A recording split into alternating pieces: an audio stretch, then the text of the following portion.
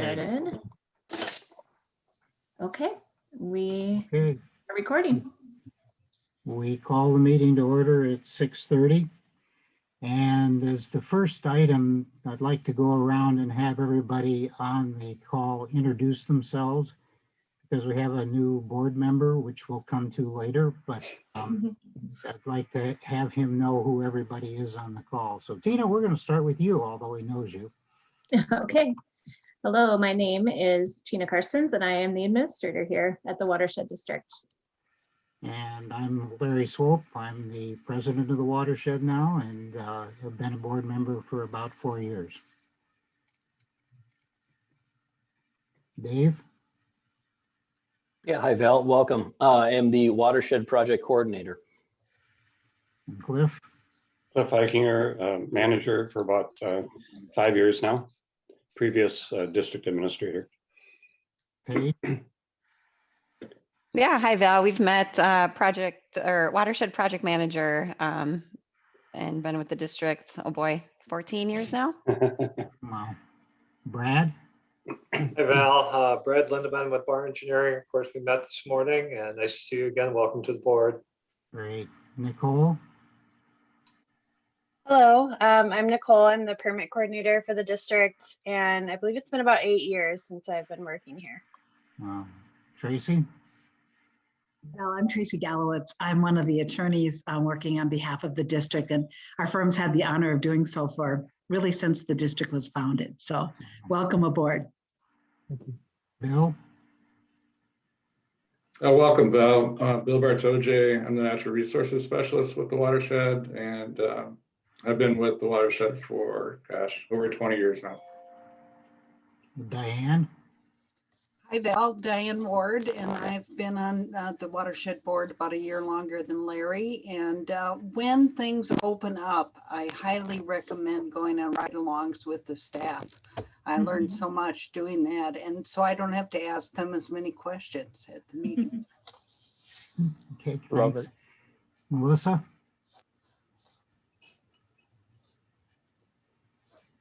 Is that me? Yep. Hi, I'm Melissa Elke. I'm on the Twin Lake Association, and I live on Twin Lake in Little Canada. And Melissa, are you going to make a presentation tonight? No. Okay, thank you. Erin? Hi, everybody. I'm Erin Anderson-Wenz. I'm with Bar Engineering Company. I tag team with Brad to do engineer work for the Watershed District and have for most of my 23-year career at Bar. So I'm was happy to meet Val this morning and happy to see you all tonight. I would like to apologize. I just sent Aaron and Brad like a big list of questions. So I do apologize. We told you you could. I know. You're going to regret it. No, I'm just kidding. There you go. Bert? Yeah, Bert Johnson with the Twin Lake Association. I'm in my vehicle, but as you can tell, I'm not driving right now, so I should be safe. And I will have a comment, a very brief one, Mr. Chair. Thanks. Okay. Thanks, Bert. Ward? Yeah, hi. I'm also on the Twin Lake Association group and just really interested on what's going on with the watershed and here to support Val. Interested in helping any way I can. So thank you. Okay. Are you going to make a presentation tonight, Ward? No, Melissa's going to do it for me. No, I'm just kidding. Okay. No, yeah, no we just need to presentation know. tonight. Thanks. Yeah. Christina? I'm Christina. I'm with Stevens Engineers. I'm just listening in for the Phelan Park project in St. Paul. Okay, great. And Kyle? Hi there, I'm Kyle Kubitsa. I'm the new water quality technician. I was an intern for 2 years and I just got hired on at the beginning of the year here. Great, thank you. Thank you all. We'll get to Val in a minute or two. Now we move on in the agenda to the approval of the agenda. And before we vote, make a motion on that, are there any additions that we need to make to the agenda? Yes, President. chair, we need to add a election of officer for the treasurer's position on the agenda. And if you'd like, we could put that under action items. Okay. Okay. And I have one addition I would like to make, and that is I would like to add a number 15 that will be, although it appears in another place in the agenda, manager's comments and next month's meeting will be item 15. And then 16 will be adjourned. And I'll explain all that later. So do I have a motion to approve the agenda Also move as modified? as modified, yes. Thank you. Second? I'll second. Larry, can I just add a reminder that if anybody wanted to remove anything from consent, they would do it at this point as well. Yeah. They would, all right. And in that case, does anyone have anything they want to remove from the consent agenda? No. I do. Okay. I'd like to remove, so I have some modifications that need to be made. For which one? I'm sorry, I didn't catch that. Sorry, the meeting minutes. Okay. And we can just do that right after the consent agenda approval. Okay, sounds great. Tina, you want to call the roll for the vote? Yes, Cliff? This is to vote on the agenda as amended. Yep. We'll do roll call. Cliff? Oh, he's muted. I vote aye. Thank you. Diane? Aye. Val? Aye. And Larry? Aye. Can I make a note here? I just got a message from Pam saying that she's ill and also had an eye exam today. So she's not going to be able to. She can't see the screen, huh? So she can't see anything. All right, so noted. Thank you. Yep. Thank you. All right, so we've approved the agenda. Tina, do you want to take the recognition of the outgoing board member, Marge? Sure. I just wanted to, include something on our agenda in recognition of Marge and her 8 years of service on the board. So I have a certificate of appreciation in the packet that we'll have Larry and Cliff sign and send off to her. She unfortunately wasn't able to be here tonight, but she sends along her well wishes to everybody. Yeah, thank you. And we do appreciate Marge's work on the board. She is fun to be with when you're after hours and having a good time, so we'll miss that too. Does anybody else have any comment they want to make about Marge before we move on? I did send her a personal email and just acknowledged her work on the board and that I'll miss her cheerfulness and her guidance in the meetings and her friendliness. And she just responded simply that a thank you. She'll miss us too, but I was hoping to find out a little bit about why she wasn't reappointed, but she didn't share anything. So I was just curious about that. Okay, all right, thank you. Then we get to item number 4 is new member introduction. And Tina, Yeah. can I handle that one? Yeah, well, I think I'll just turn it right over to Val to introduce himself. All right, great.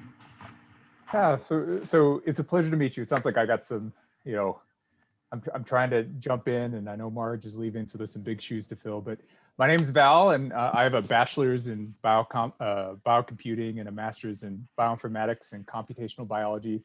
I have 15 years at Medtronic, most of it spent as a systems engineer, which the easiest way to put it is we try to think holistically about the patient when we do R&D, and that's really our job.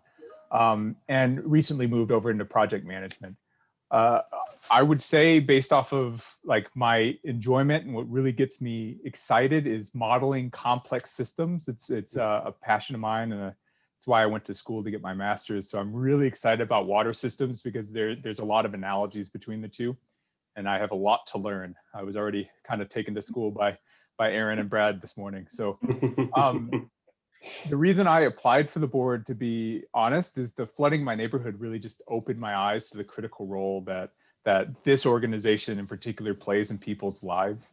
And really its job of managing the waterways and ultimately helping mitigate some of the risks that we're experiencing with climate change. And I hope to be a positive addition to the board. That's it. It was a pleasure to meet you, and I'm sure I'll talk to each of you individually. I'm kind of excited. Thanks, Val, and welcome aboard. Welcome. Yeah, absolutely. You are going to learn a lot, I can tell you that, from personal experience. The next item on the agenda is the oath of office for the managers. And Tracy, are you going to handle that, or do you want? Sure. You know, we don't really need to do this every time, but I like to bring it to the managers every once in a while. And Val, since you were joining the group, I thought it was a good time to bring it forth. And by signing this document, I think that they were included or mailed out to you. By signing this document, you're going to fulfill the oath that's required of a board member on a public municipality. And that I know each and every one of you would take it seriously. We have in the past had people stand and swear to the truth of it, but by signing that, you're swearing to the truth of the matter that is asserted in that oath. So if anyone has any questions or concerns, just like to welcome you aboard. And I think it's a good time for all the managers, just as a reminder of the oath that you are taking when you agree to fulfill this office. So welcome, Val, and to every other manager. I think it's a nice reminder for all of us to have the oath. Cliff? So question, should we print that out and mail it to Tina at the office or what? Yeah, I think so. I've kept them in the past, but I think we should let's send them to the district. I'll keep electronic copy. Okay. And can they sign it electronically and email it? Is that? I'm fine with that too. Oh, okay, really, good. it's just acknowledging that you've read it and you understand what's expected of you. So yes, it's a new day. You know, 1987 we had them to hand out. So we could sign it, create a PDF and send it to Tina, and that would be the same thing. Okay. Yes. Yes. Do that. Okay. Great. Thank you. I could. Yeah. Okay, that takes care of that. That was a lot easier than I thought it was going to be. Kind of painless, right? Sorry about that. Now we get to the consent agenda. We've taken out item A, and we have B, C, D, and E left. Do I have a motion to approve the consent agenda? I'll move the consent agenda as revised, removing the meeting minutes. I'll second. Tina, you want to take the roll? Yes. Any discussion, that would be the next, just to make Any sure. discussion? Yes, thank you. Yep. And then Cliff. Aye. Diane. Aye. Val. Aye. And Larry. Aye. Okay, we're on item number 7, visitor comments, and you said you wanted to make a comment to us. We're do the meeting minutes first? Yeah, so if you would like, we can do the meeting minutes now, or you can do it after visitor comments too. Either way. Yeah, that's fine. We can do the meeting minutes now. Sounds good. The areas that I saw in the meeting minutes that I think need a little improvement. Let me just say, because we're going to talk about meeting minutes later in the agenda. Let me just say that this is the really important way that we communicate with the public is via the meeting minutes. That's why I kind of pick on these things sometimes to make sure that they at least make sense to me when I read them.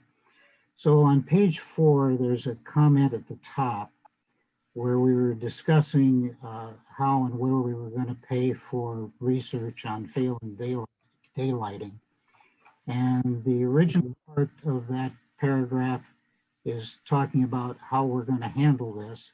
And then all of a sudden a comment is made by, I believe it was Cliff, that said that this is something that had been in the works for a long time And it sounds like it's talking about the process of donating, but it's really talking about Phelan Creek daylighting.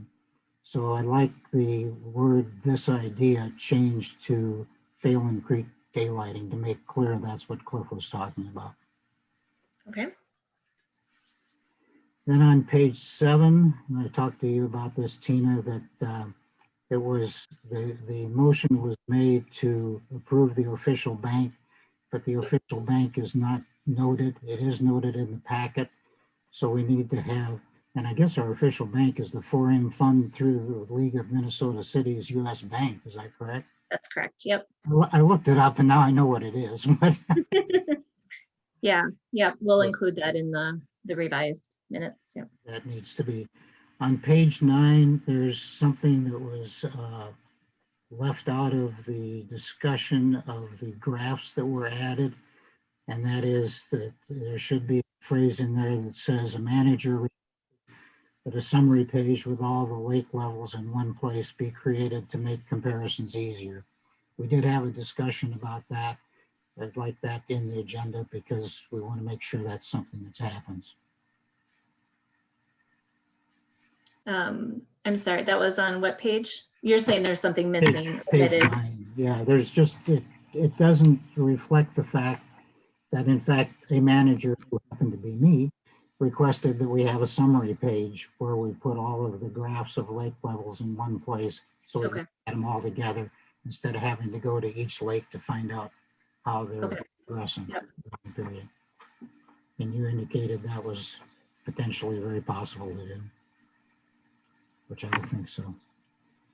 And the other place that I'm not even quite sure how to revise it, so I may just leave it the way it is, but that's at the top of page 10. And I went back and watched the video.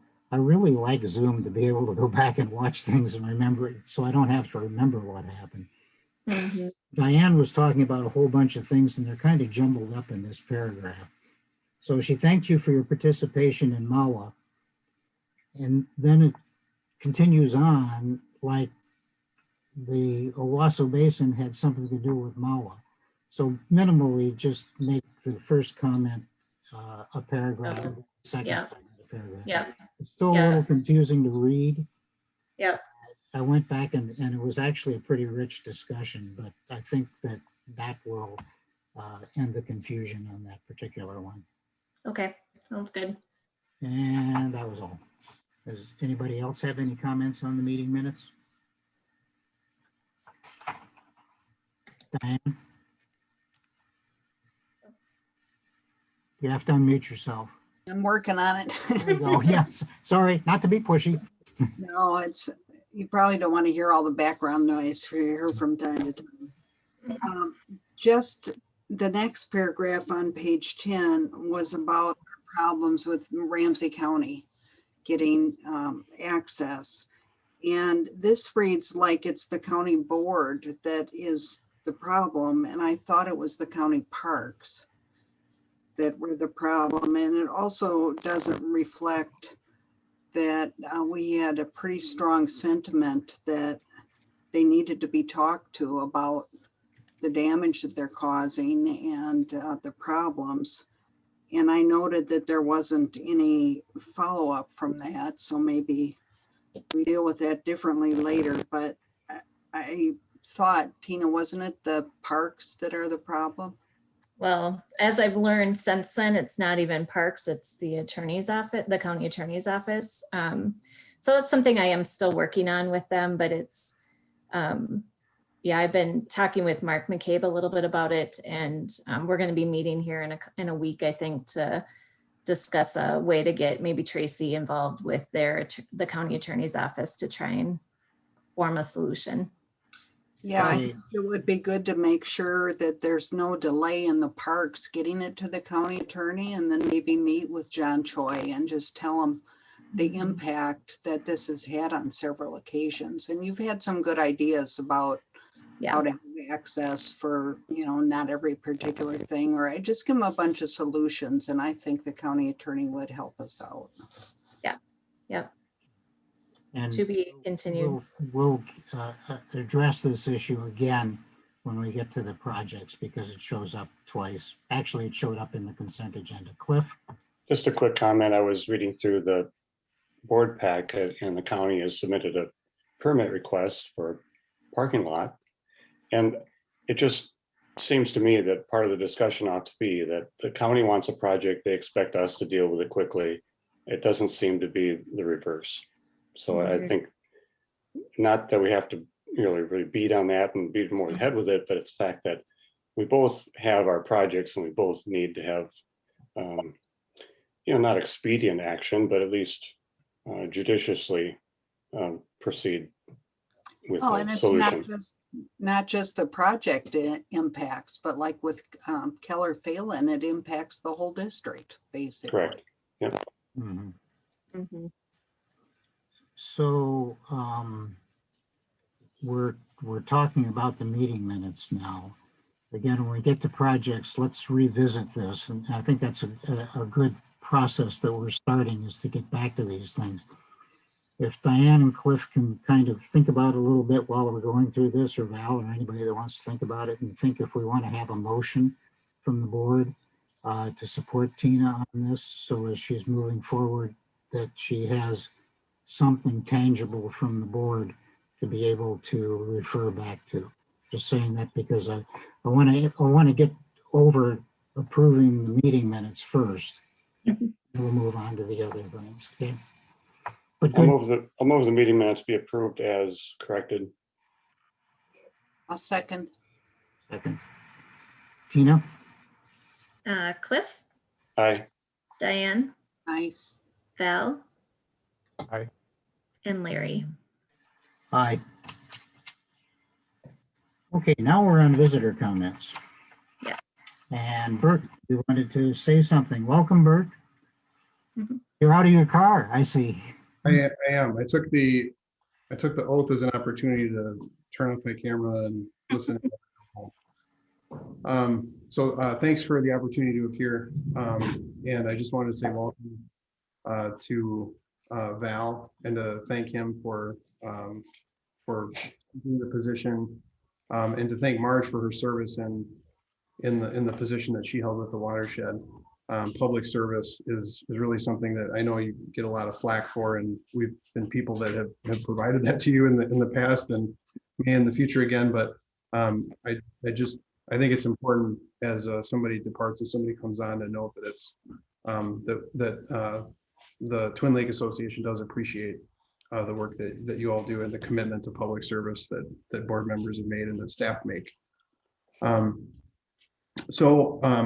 I did want to say that, to welcome Val, and obviously Val knows something about the Twin Lake Association as well.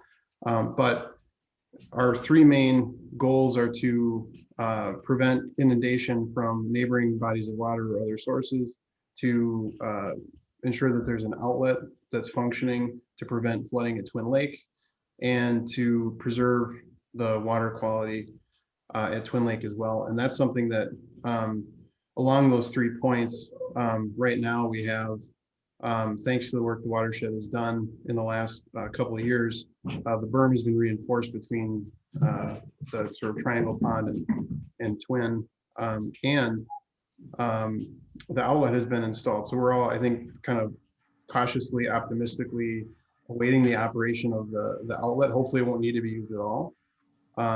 As the thaw comes, that's always the time of year when we're the most nervous about what's going to happen.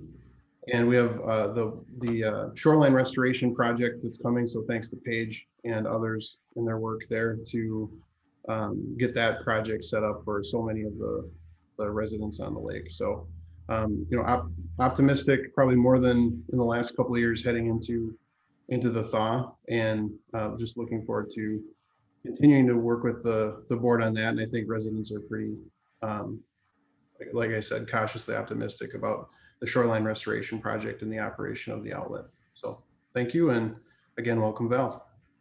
Great. Thank you, Bert. Appreciate it. Okay, now we're on item number 8, the permit program. We've approved the permits in the consent agenda, but Nicole, wherever you want, would you like to talk about the overall situation? Where did Nicole go? There Did you you are. want me to talk about the permit that was approved or the enforcement report? No, just the enforcement report. Sure. Yeah, so I'll just kind of introduce this for Val's benefit. Me and our inspector, Mary, prepare this monthly memo outlining any violations that construction sites have had, and then just providing some general updates about what we've been up to and general project updates. I'll also list on this memo if I've closed any permits during the previous month, or if I've approved any staff permits, which amount to single lot residential projects that don't require a variance. So I'm always happy to answer questions about these projects. Typically don't go through line by line, but certainly let me know at any point. That goes for all the managers if you have questions on the enforcement report. Thank you, Nicole. That brings us to the stewardship grant program page, and we've approved the rain garden. Would you like to say anything about the budget or whatever? Sure. Yeah. Val looks a little distracted back there. You got some visitors. So every month I'll have this budget status update in here just to give you an idea, and me too, to keep track of funds that have been allocated for the program. So it's not necessarily what's been spent, but projects that have been approved. The board sees grant requests that are over $5,000. Everything else is approved at a staff level. So then you can see how many of those have come through. It's year round. We take applications in, and then, kind of keep track of other funds. Our maintenance grant comes out of here, and then consultant fees that are related to the stewardship grant program as well. Okay. And I do see in this that you've included the research project in line with public art. That is an issue that we talked about at the last meeting. It's an issue which we will talk about in the future as to how to best handle that. It just isn't in the agenda this time.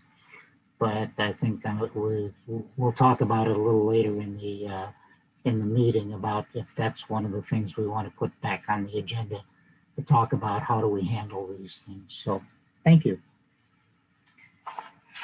Okay, now we got action items. That's where I thought we were going to put the meeting minutes. That's why. Oh yeah, it's okay. Well, We're actually at 10 though. We're at report of managers, not at action items. So we have number 10 first. Got it. Okay, explain this section. There are a couple of new sections in the agenda that Tina and I worked on the agenda last week, I guess, and put together some items. There are a couple of things that I thought ought to be added. And the report of managers, which I think we're going to change the title because I also put report of managers at the end. But this is an opportunity of something that we never seem to get around to as managers, and that is to talk about operational issues and policy issues that either have come up or are coming up that we deal with in a meeting in a specific situation, but oftentimes don't go back and discuss them in terms of how we would handle them the next time. What's a way of looking at it once we're away from a project and that sort of thing. So I've included a couple of items on here, but Tina also put a couple of items in. So we'll just go through them in order and we'll talk about these things as we go through, and then we'll take a look at how we go to the future. Cliff. Before we get going on these two items, I have no objections to putting it here as long as the discussion is relatively brief. But yes, the problem we've had in the past is that some of these discussion items can become pretty lengthy, and then we don't get to the actual action items. So I just would encourage the chair to be a little bit judicious and work with Tina on trying to anticipate whether or not this item needs a more lengthy discussion, and maybe that would be appropriate either at the end of a shorter meeting or at maybe a special meeting. It's just a caution because there are actually very important items we have to get to, like like, bid approvals and things like that. So Right. just a caution. Yeah, and let me comment on that. In fact, I made a visual that if I can figure out how to get it up, I can show you. But I made a list of things that I've noted in the past that we need to go back. But my working rules for this would be that the longest we would go with this discussion would be 30 minutes. That it would come after the visitor and guest input in case we wanted to address some of those issues in this area. But we would not extend this because if we need to go, and you just said it for me, thank you. Yeah. A workshop, if we need to go to the next meeting or we need to go to get more information, just stop that and move on with the rest of the program. Okay. I put it at this point, and we can move any of this stuff that we want to, so that's good insight. But I put it in this because what I was trying to do was to get all of the information from the outside people out of the way. The permits and the rain gardens and all the things that people come, so they don't have to sit and listen to us talk about board issues. Yeah. Yeah. But I also wanted to get us before we went through a lot of technical discussions, which oftentimes are, let's just face it, they're wearying. They're hard to listen to sometimes, and you're concentrating so on it that I wanted to get it at a place where we had enough energy to talk about board operations. So thank you. You saved me a lot of, even though I did a lot of talking, you saved me a lot of talking. So I agree with that, and we'll just see how the items on here go. It's kind of a test, but we'll ramp it up. I've got, I don't know, it looks like 20 different things that we ought to be talking about. And one of the things, again, I think that we ought to look at is to having a workshop in some way to go over some of these instead of maybe doing them when we have operational things that we have to do. The other advantage of the workshop is that there isn't the pressure to decide something because you can't decide something at a workshop. It's still public, everybody can come and listen to us, but it's more focused on getting things done than it is making decisions and having motions, because we're not allowed to do that. So thanks. Okay, so we go to item 10A, which is the summary of the closed meeting held February 10th, 2021 at 6 p.m. Tina? Yep, so Cliff will give that summary. Okay. Typically. Okay. And I did email him some language for that. Yeah, in the past, well, as required, if we have a closed meeting, we're required to at least acknowledge that we had that meeting in a public minutes, and just very briefly, what the purpose was and what the results were. So what we drafted here was, in quotes, a closed meeting was held on February 10th, 2021 at 6 p.m. via web conference platform Zoom. The meeting consisted of a review of the administrator's performance as well as salary adjustments, end quote. That's all I think we're obligated to say, but if anybody wanted to add something, be fine. That Is sounds that acceptable? to me, yes. Right. Do we need? Tracy, that covers it, right? Yep, it is certainly okay to have a closed meeting in regard to the executive director's salary and performance. So as long as we establish that's what was discussed, I don't think any more detail needs to be. I think it's a perfect statement, Cliff. That just gets inserted in this meeting minutes. Exactly. Doesn't need a motion. Okay, good, thank you. And do we want to do the treasurers now? That's added to the agenda in this area, right, Tina? Yeah, I had put it in action items, but it can be done wherever, whenever. Well, okay. Let's do the treasurer right now, and then we'll get to the two topics. Okay. Sounds good. So we do need a nomination for treasurer, as that was the position that Marge was elected for at the last meeting. So I guess we'll open up the floor for nominations. So was Pam the manager that didn't have a position? No, No. Diane and Val would be the two that do not have a position at this time. Well, we don't want to throw Val into this right away. I would nominate Diane to position treasurer for the district. Actually, I don't think it needs a second, right, Tracy? I learned that after last meeting, we do not need a second on a nomination. So. Oh, is that right? Okay, good. Yeah, I'm glad that nothing failed for lack of a second last meeting. Everything else was exactly like Robert's Rules of Order. But there isn't a need for a second. So if somebody wants to call the vote, then the vote can be called and it would be done by roll call. Okay, well, let's ask first if Diane is willing to take that position. You're on mute. There you go. I am willing. I did it before. I'll work out the details with Tina. Thank you. Okay, Tina, you want to call the roll? Okay. Cliff, Aye. Diane, Aye. Val, Aye. and Larry. Aye. Good. Thanks. Congratulations, Diane. What a privilege. Okay, now we get to the two items, and again, the reason for putting this section in is to get some of these things that we need to discuss. And the first item that I had was the meeting minutes. And to be very direct about it, I am still uncomfortable and have been uncomfortable with the way the meeting minutes are written as far as not identifying the managers that make a comment. In fact, if you read this month's or any month's meeting minutes where there's a fairly complex discussion, it's hard to follow who's saying what because it's just the manager, and sometimes you can't tell if the one manager is making the same discussion. I know Bert has commented on this. Bruce Copley has commented. A lot of people have commented that by not having names in, it becomes very confusing. We went back and we added the names in of everybody except for the managers. And I frankly don't understand why we're doing this. When we first encountered this, we agreed to try it.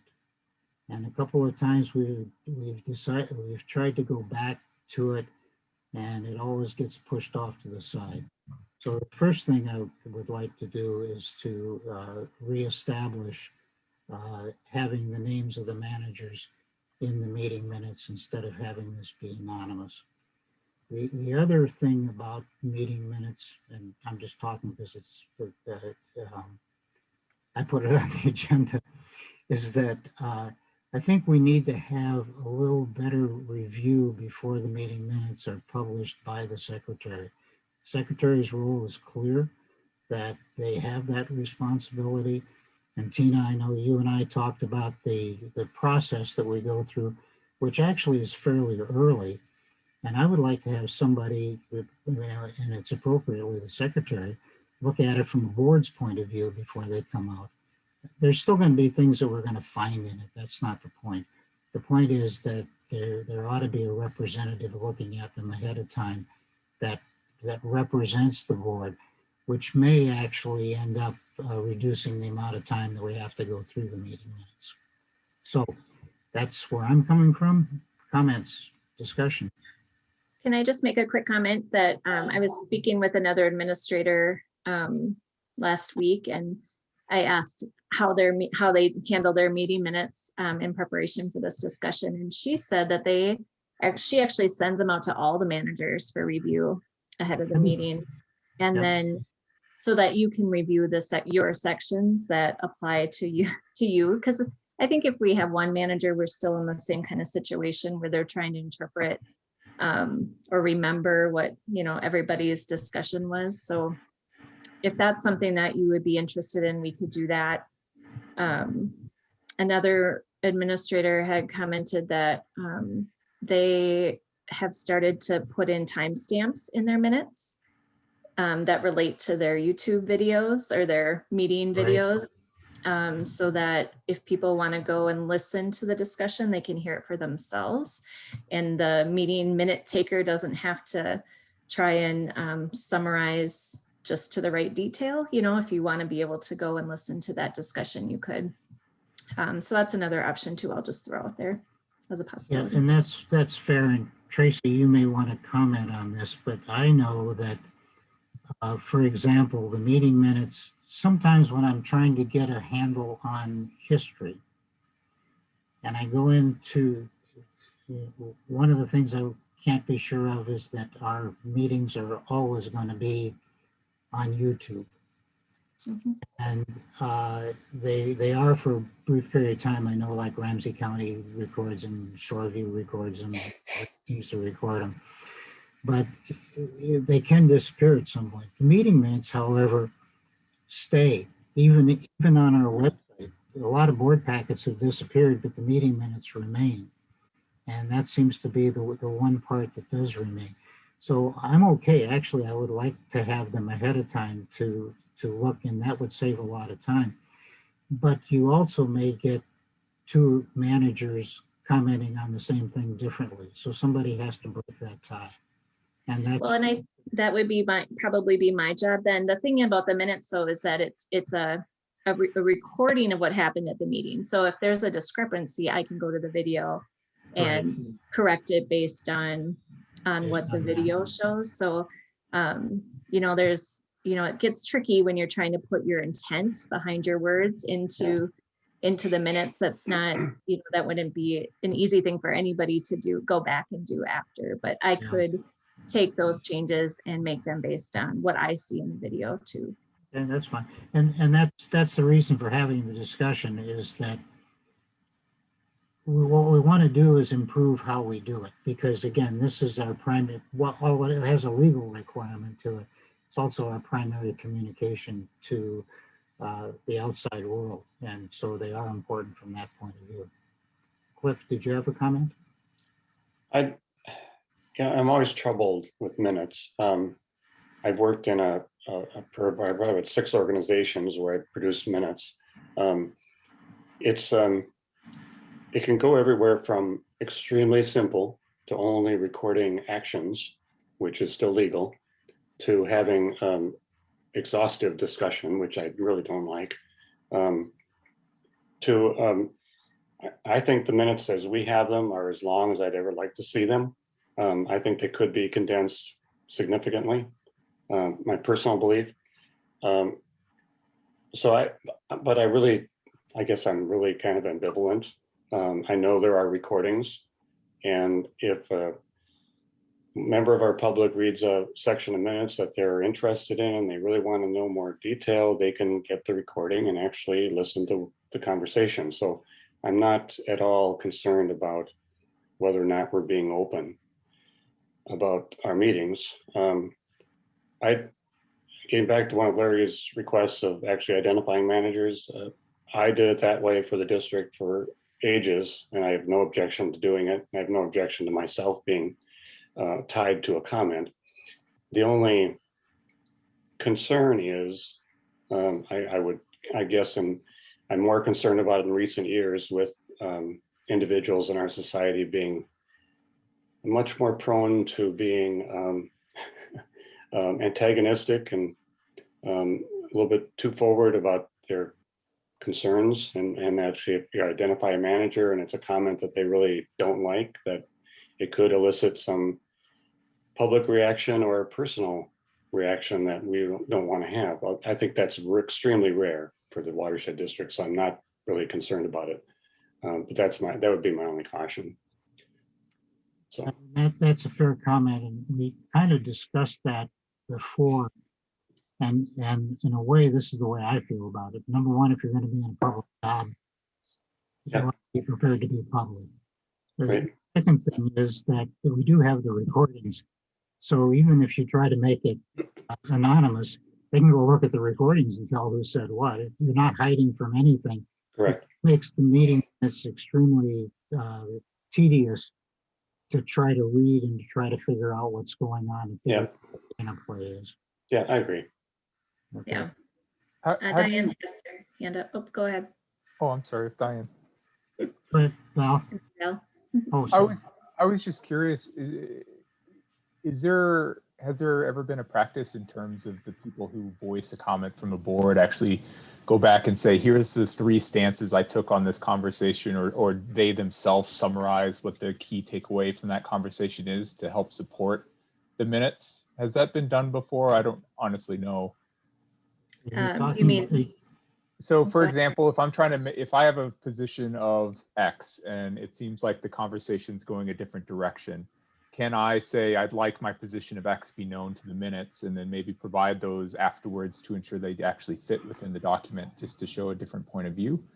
I'm just curious.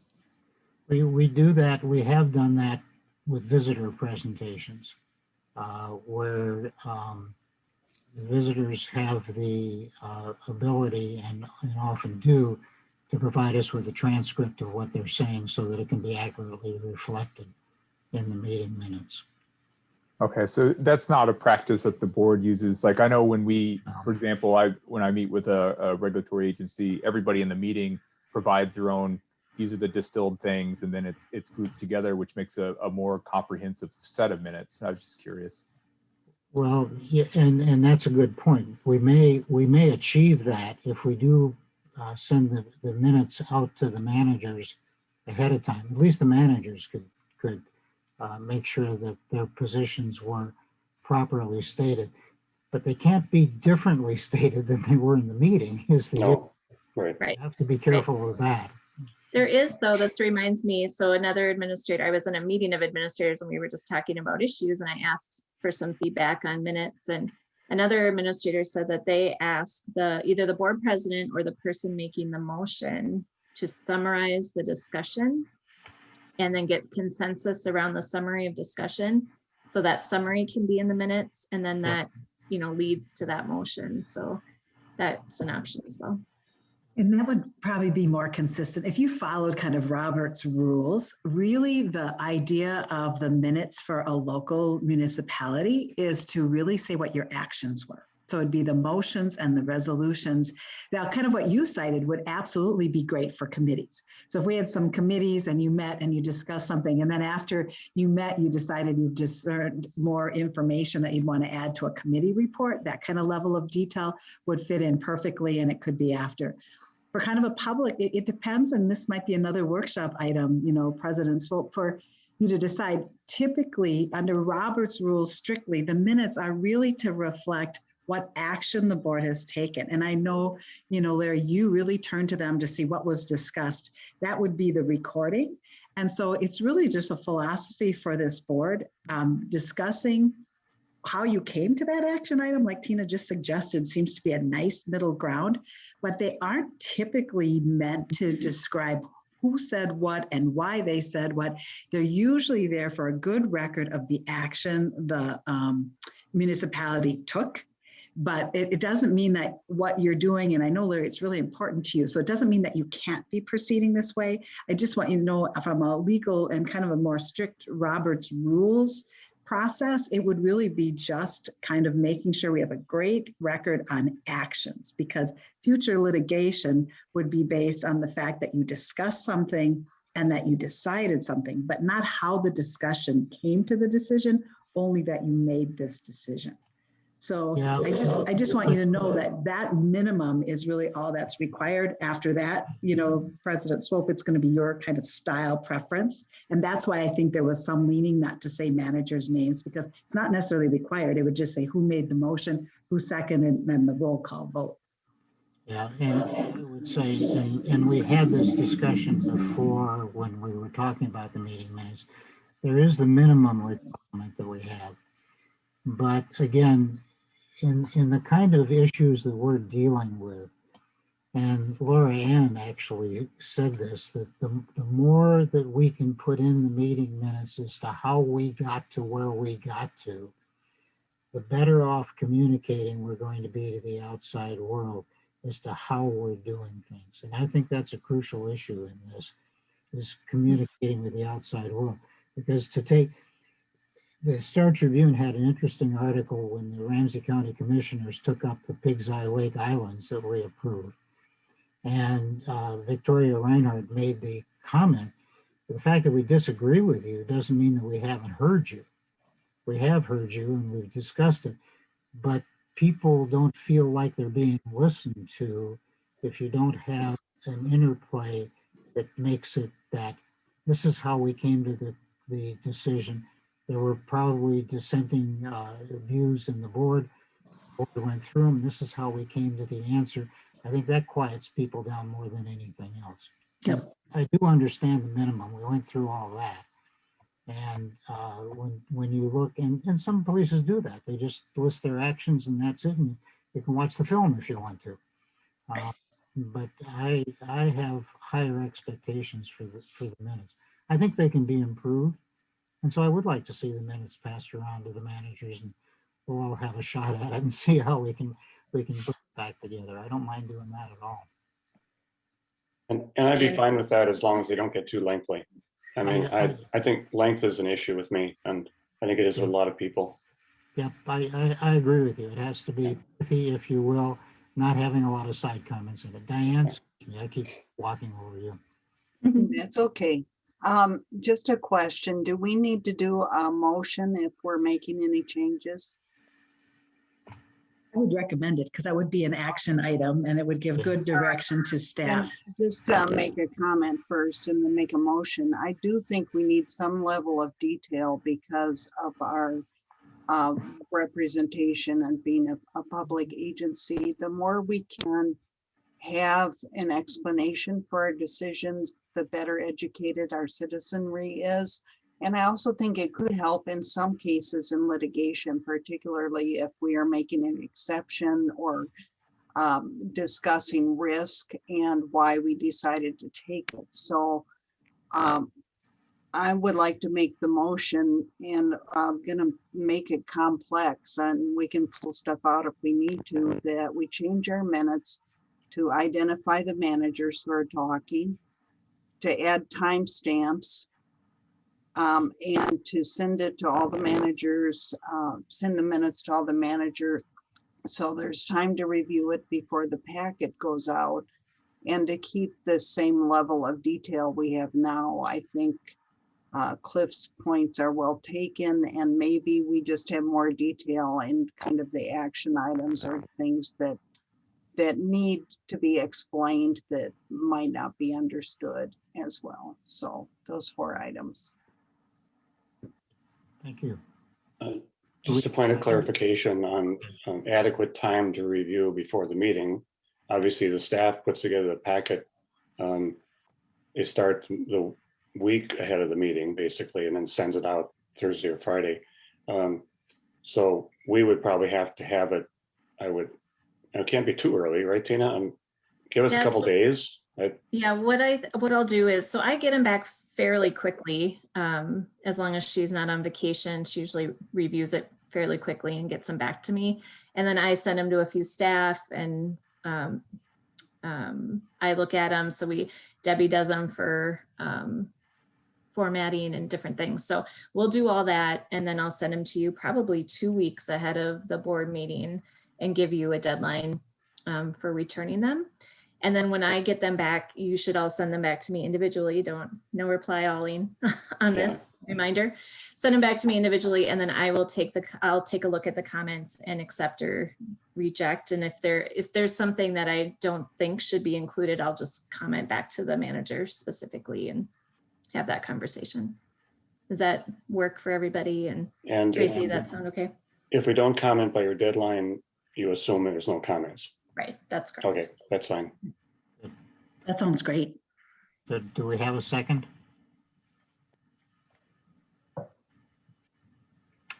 I'll second.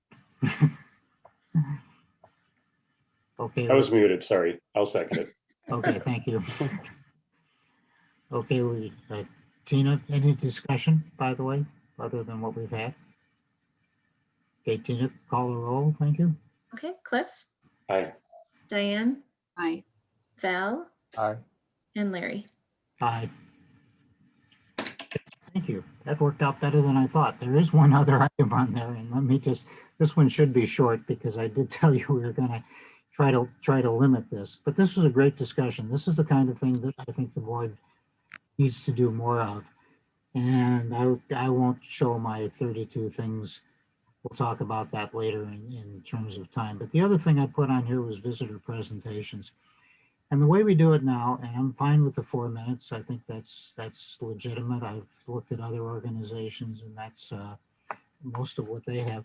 The only thing is that in the past, we have simply had somebody make a presentation and then it drops flat.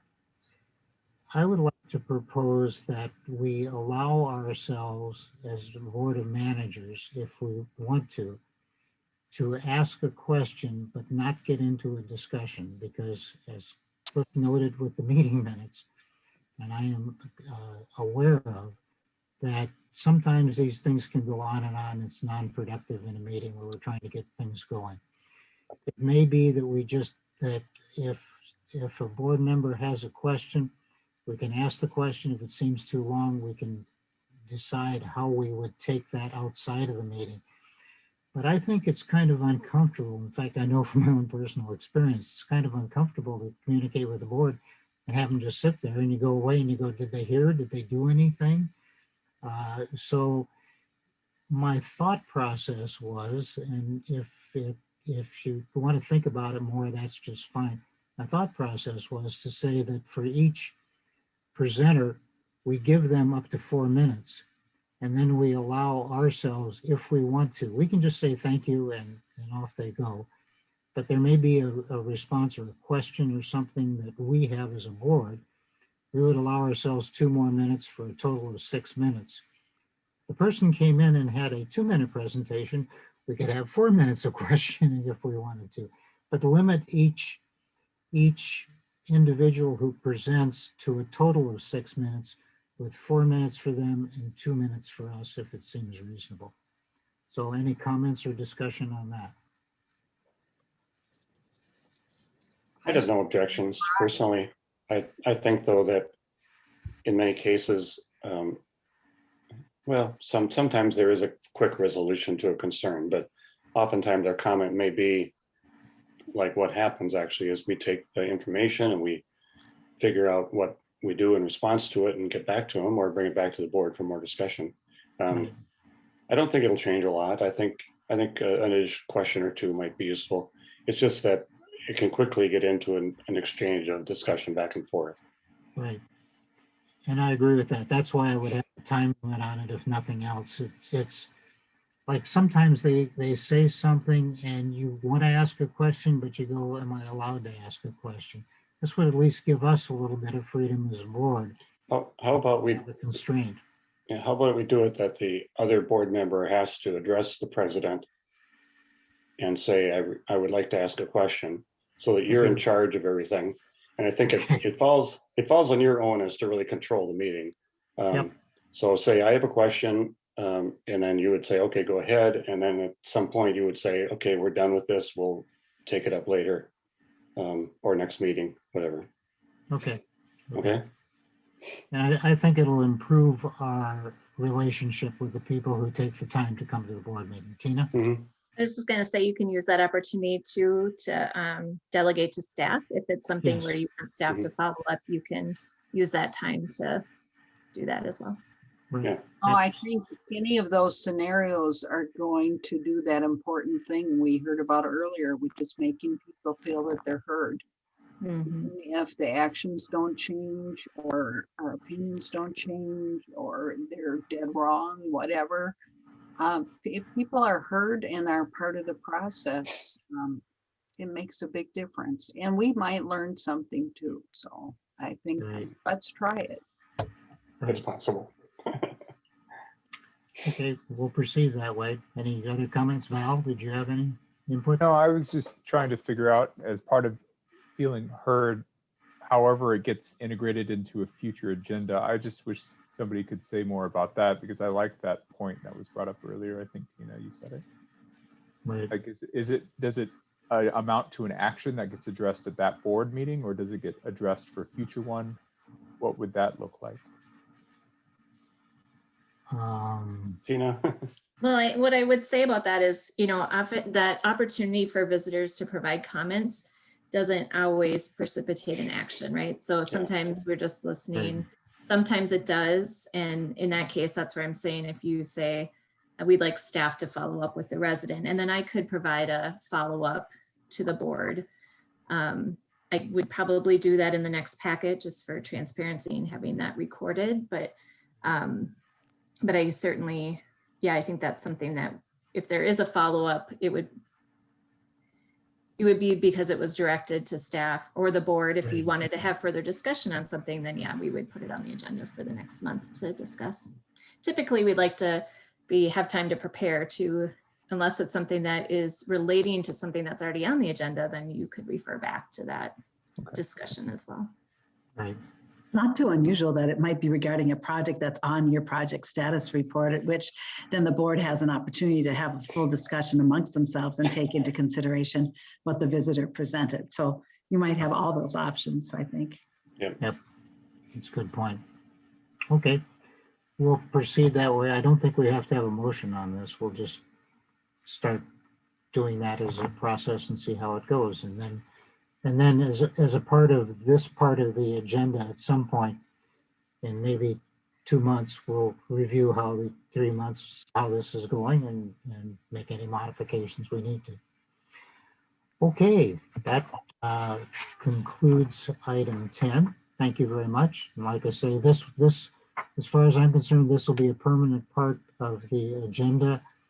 We'll look at things that we may want to talk about and decide if we want to have a workshop on them or how we want to handle them. That can be ongoing, but at least it's the start of a process. Okay, we're on to item 11, presentations and or action items. And the first one is the Ryan Drive Keller Parkway conveyance upgrades, accept plans and solicit bids. Yes, Brad is up. Yeah. All right. Thanks, Larry. Thanks, everyone. In the packet, you'll see a draft set of construction drawings. They're at approximately the 90% level that we commonly bring to the board at this stage. And then there's an outline of the specifications to kind of show how these two things fit together and create a set of bidding documents. Of course, this comes out of our Owasso Basin bypass pipeline feasibility study that we did last year. It's just a couple of elements that the board gave us direction to move forward with. It's an upgrade, enlargement of the culvert that goes through Ryan Drive coming into Owasso Basin from the north, and then all the way down close to Jarvis Lake, Keller Parkway. It's also an increase in that conveyance capacity by upgrading those culverts in that location. So if you look through the details of the plans, you'll see an existing 30-inch concrete pipe that's in Ryan Drive being upgraded to a 5-foot high, 14-foot wide box culvert. So quite a bit bigger than what's there. And then as you get down to Keller Parkway, you'll see two moderately sized arch pipes, concrete arch pipes that are being increased to two very large box culverts that are 4 feet high by 16 feet wide each. So all of that helps to move water down into the Phelan Channel Lake system. And we can do that at this point because we anticipate having the Keller Channel and Phelan outlet projects done well in advance of the construction of this particular project. So we prepared an estimate of probable construction costs that was included in the packet. We estimated, at least at this point, to be $808,000. We do include a contingency amount of 20% on that, which adds another $162,000. The engineering, administration, and construction oversight and things that are necessary to get the project to bidding documents through the bidding phase all the way through construction and wrap up brings the total project cost in the range of 1.164 million for this project. And what we are seeking authorization to move ahead with finalizing the design, preparing the bidding documents, and advertising this project for bid. Are there any questions about the project in particular? Diane? Yeah, just a couple of things. And for Val's benefit, this is fitting in where we were looking at staging the various possible projects and picking off some of the low hanging fruit that wouldn't be as expensive as some of the bigger ones, but that could really make a difference in allowing more water to move when we have high rain events or buildups. So I totally support it. The question I have is about our stakeholders. And if we approve this tonight and I approve the action, that my concern is that we're going to be on the hook for the whole thing, where we have at least Little Canada has some interest in contributing. So did they talk any numbers with you? I don't, you know, the more money we can save, the more we can do. And this does really help the Little Canada, and it certainly helps Ramsey County and the other stakeholders too. Yes. But can we count on anything, or do we need to nail that down before we approve it, or what? Well, all I can tell you, whether you can count on that or not, we have had some very good and open discussions and receptive discussions by the city of Little Canada and their engineering staff, as well as their administrative staff. They've been very receptive to what we're proposing, and they recognize that that section of their roadway on Ryan Drive is in tough shape, and by raising this, it does improve the situations for those properties that are right in that vicinity. I don't have the exact number, but I know they have to go through a feasibility study of their own to come up with how much they can contribute. It's in the order of $200,000. So it's not insignificant by any means. So we would have to wait for that to come back. Their council did authorize that study, and so we're moving forward with giving them the information and working together on this. So I'm confident we're going to get some contribution, and they just need to go through their steps in getting to that point, because they will assess those properties in that area, because it is a direct improvement to those properties. So they too have a process that they need to follow. You know what their timing is? Do we actually need to do this tonight if it's going to take them several weeks to get to that? They're moving ahead as quickly as they can, but they have to match up with the council meetings and staff time to prepare this. So I would say it's not. The timing of this is just to keep things moving, so we have things being put in place to help the flooding situation. So in direct answer to your question, we don't have to move forward in urgent fashion with this project. But I think even if they don't approve any or only a small amount of funding, I would still be in a position here to recommend this project, because I think it does have a lot of benefit. And is it safe to assume that Ramsey County will be missing in action again in terms of funding? Well, we did. We of course have been talking to them because it is Keller Parkway is a Ramsey County road, but because that road is in good shape, they really don't have an interest in really contributing in that area. It's much different because it's not a roadway issue for the county. Properties in that area are not of the within the county's concern, I guess, direct concern, indirectly, sure. But it doesn't surprise me that they are not contributing. It's not,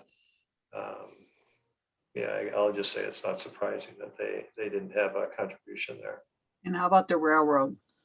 Aren't they? The railroad, we have been in contact with the railroad. They recognize there are some problems with the pipe running through there. Dave, if you're still on, I think you had that direct contact, but we will continue to encourage them to upgrade, their pipeline as well. But that would be something that they would have to do. They are very sensitive to others doing work in their right of way. They would want to handle it. And I think the photo record that we have shared with them does illustrate pipes that are in really poor condition. And they do have a situation because of the size of those pipes too, in a large storm event, which we experienced about 10 years ago, that their tracks do overtop a little bit to the west of there. So there's a couple of issues there that hopefully will raise this in their urgency level. Yeah, and I guess those are the things, or the reasons why I said they would be getting a benefit from this. Yeah. And what would be a good partner and so involved. We did meet a railroad representative. I mean, it's been a year and a half, 2 years ago now, I suppose, kind of when in the height of everything. And we walked that system and did it. The gist was kind of a shoulder shrug. They didn't really see an issue. They understood the high water, but at that time they said the water is conveying through the pipe. It's not going over our tracks. It has a drop on the other side of it. So what's the issue? Yeah, it doesn't change their operation. Correct. Yeah. Yeah, but I'm not particularly concerned about the railroad's response. I think in a way, as long as, well, if their tracks overtop where it does overtop, it is kind of an impact on the businesses, but holding water back is in some ways a benefit to us. This scope of work of this project does not go into the right of way. So their participation is not critical. Personally, I'm not surprised that Ramsey County isn't coming forward, and whether or how much Little Canada contributes, I think it's just a bonus if they do contribute something. But this is a critical infrastructure element for our system, and I would support moving forward no matter what happens with Little Canada. I agree with that too. This is something I think we're going to do. And if Little Canada, and they've been great to work with. Yeah. Stuff. I think if they can do it, they will contribute to it because they do benefit from it.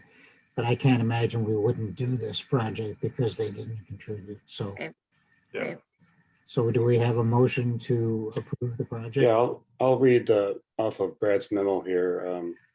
That we approve the preliminary design specifications, estimate of costs, and proposed schedule, and direct BAR to finalize the design, prepare the bidding documents, and advertise the project for bid from contractors to construct the Ryan Drive and Keller Parkway conveyance upgrades project.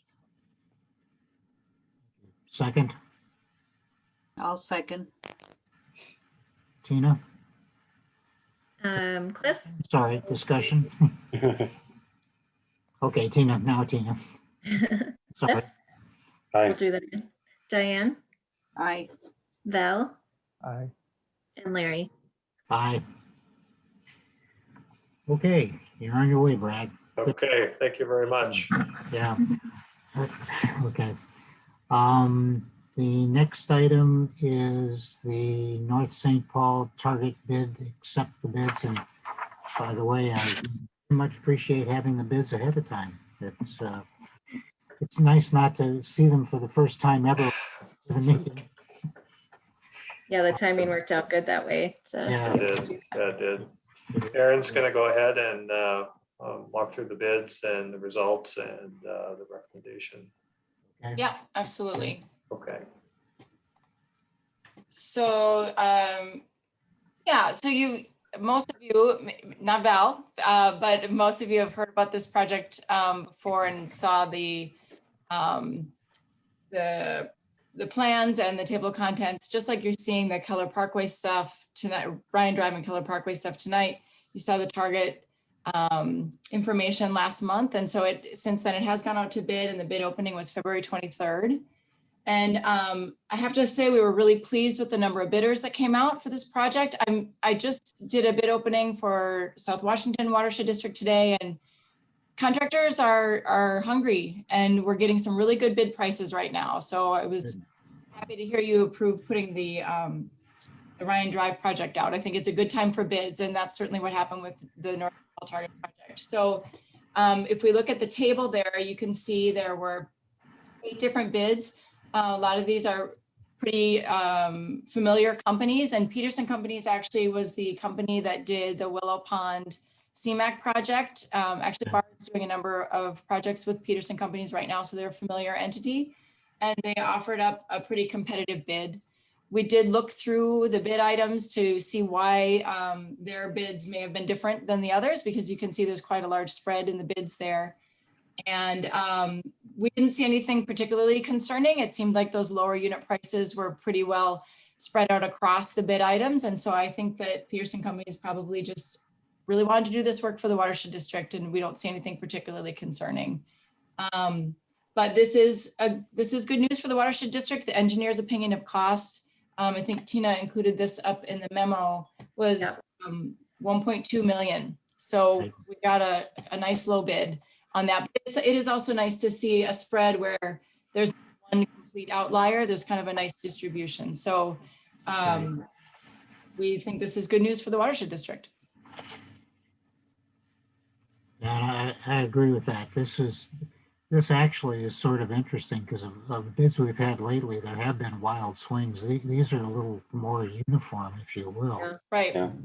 Yeah. It almost looks like the high bidder had talked to the engineer because he exactly the estimate. Yeah, and we're really careful about how we talk to bidders during I know, just I teasing. can guarantee. Yeah, no, we did not share the engineer's opinion of cost for this.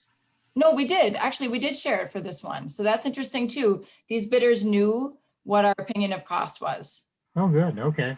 We did. So we don't always share it, but for this one, it seemed to make some sense. And so they all were cognizant of what our opinion of the cost was. And they all decided, with the exception of Blackstone, to go lower than that. So I think contractors, I mean, if I had to wager a guess based on the bids that I've seen coming in for this and other projects recently, contractors are ready to get their projects lined up for the year, and maybe they're concerned about what the economy is going to look like. It's been a rough year leading up to here, so we're seeing some really competitive bids right now, and this is an example of that. Aaron, correct me if I'm wrong. Sunram is the contractor that's just finishing up the St. Paul East target. St. Paul, yeah. Yeah, so very similar work, you know, and they were in here, but just not successful as a low. Not quite, yeah, not quite low enough.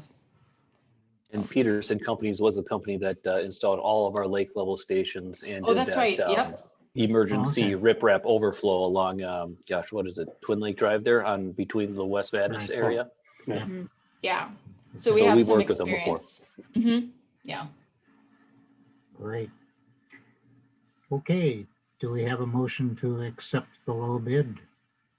I'll make a motion to accept the bids and award the North St. Paul Target Store BMP retrofit project to Peterson Companies, and direct staff to prepare and mail the notice of award, prepare the agreements, and review the required submittals. I'll second it. Any discussion? I got the rhythm, Tina. Okay. Call the roll. All right, we have Cliff. Aye. Diane. Aye. Val. Aye. And Larry. Aye. Great. Off to work we go. New project scope summary. Yeah. Emergency response plan. Do we not have to make a decision on that one? No, so I was going to explain why the shallow lake aeration study is bolded on the agenda and the emergency response plan isn't. This is typically how we've done it when we're going to start a project that we've said we're going to do in the year. We would show you the scope summary so you can see the schedule and the tasks that are ahead. The emergency response plan was in our budget and we discussed it last July, and so it was budgeted for 2021. So I didn't think it needs a motion, but I know Larry, you had some comments to me about maybe that we need to have the board give a little more direction on these scope summaries. But the reason I did the shallow lake aeration study in bold is because that wasn't in our budget originally. This is born out of the shallow lakes internal load discussion that we had in January. So this was a follow-up from that. Okay, all right, fair enough. Which budget bucket does it come out of? Yes, I think we can still take this out of the research budget for 2021. And then, because there was a smaller amount for 2021 and then 2022 will budget for the rest of it. Okay. That sounds fair. Do we have then a motion? Well, let's do it this way. Do we have a motion to authorize the shallow lake aeration study to commence and be a part of our program? I'll move approval of the shallow lake aeration study. I have a second. I'll second. Okay, discussion. And whoops, shoot. Hang on a second, I just lost my picture. I do have one question, and that is that on the, let me see how, there you are, sorry about that. You know, that little pad on your computer that when you move something, sometimes it does things you don't know what it's supposed to do. Anyway, my question on the aeration study is, have we looked around for partners to, like the University of Minnesota or somebody like that, participate in this? Because it's a pretty ground level study. And I'm not looking for funds necessarily, but just inclusion of somebody that may be doing the same kind of thing. You know, we didn't do any outreach as we prepared this scope, but that's certainly something that we could face with SAFL. We do a lot of partnering and sharing of information with the University of Minnesota St. Anthony Falls Laboratory. And we certainly could touch base to see if they're doing any work on this topic. We are doing some work with them in terms of a spent lime application to a pond near Wakefield Lake this summer. So you'll hear more about that as we go forward. So we certainly have partnered with them in the past, and we could, you know, just make sure that we're aware of other people doing this research. We're not aware of that, but we certainly could double check. Yeah, I just think it would be a good idea since it's the kind of primal research that we're doing. Yeah, certainly. Okay. That is fine. So any more discussion? Okay, Tina, roll call. Okay, Cliff, Aye. Diane, Aye. Val, Aye. and Larry. Aye. All right. Moving on to the administrator's report. Is there any questions on the emergency response plan? Just want to make sure that I Oh, yeah, okay, that's. would answer anything, even though there was no motion needed. If there's any questions, we were happy to answer those. I did. No, I have no comment. Just that it's important. We need to move ahead with it. Yeah, I did have one question. It says in there that the plans are reviewed annually. Who reviews them? So, oh, go ahead. Erin, were you going to say something? Well, I was going to say, you know, these plans get turned over to the cities. Either formally adopt them or don't. The intent and the wish of the watershed district as we communicate it to the cities is that they review those plans, because there's information in the plans about who owns the properties, how to contact them, and making sure that that is kept up to date. The watershed district doesn't do that. We hand them, it's sort of like the continued role that the watershed plays to distribute information to the cities to get more on the ground, boots on the ground assistance for the individual homes. So the review is meant to be that the cities are doing that to keep up to date on ownership. And sometimes we assist on that, and especially if we've made any changes to the system, we'll just want to make sure the emergency response plan is up to date as well. So I usually take a look through them and make contacts with the city every year or the different cities every year, and see if they need any assistance with that too. Did you have a comment? Yeah, this did remind me, are we keeping up with our Battle Creek emergency response plan? Yeah, for McKnight Okay. Basin. Yeah. All right. Yeah. Yeah, that's Good. not, I guess not on this. Yeah, that list. should be listed there. That's a good point. That one's a little bit different, but yeah, that's Yeah, it's another. ours, but yeah. It's ours, Yep. yeah. Well, it's a good point. I'll add that. And that's in reference to the McKnight Basin in Battle Creek Park, where it's considered a dam structure, and we have a procedure in place, emergency response plan for that site as well. Yeah, in That the case if the Lowhead Dam overtops, the houses along McKnight and downstream are potentially impacted. Thank you. Good. Okay, now we're on to administrator's report. Yes. Yes, any questions about any of the meetings attended or upcoming meeting discussion? Looks like you have a pretty easy March. That February was a busy month, you know, when you're short 3 days too. There's a lot in there. Yeah.